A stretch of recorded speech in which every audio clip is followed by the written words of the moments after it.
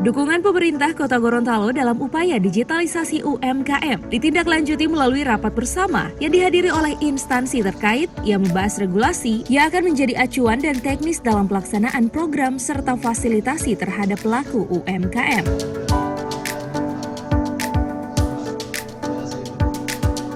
Digitalisasi UMKM ini kedepannya akan diakomodir melalui pembuatan aplikasi yang berisi tentang informasi usaha UMKM serta destinasi pariwisata yang dapat diakses oleh masyarakat maupun wisatawan domestik dan internasional.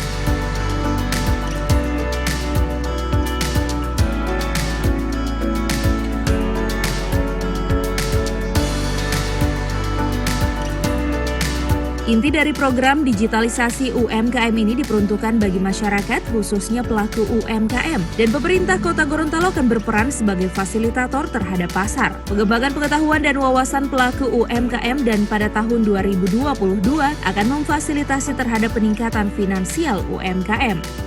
Dia punya usaha, paling tidak diperhadapkan kepada 3 persoalan besar. Yang pertama ya masalah permodalan, yang kedua masalah pemasaran, dan yang ketiga masalah skill SDM-nya atau entrepreneurship-nya. Nah, ada juga masalah-masalah lain tapi tidak terlalu ini. Nah, inilah yang harus kita hadapi dan kita upgrade mereka agar bisa menghadapi persoalan-persoalan seperti ini.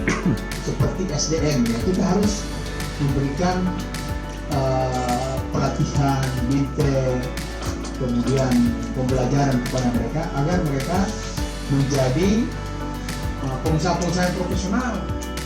Bagaimana mencari pasar? Tadi saya sudah dengar kami untuk bisa memfasilitasi UMKM ini dalam bentuk kerjasama dengan penyedia marketplace.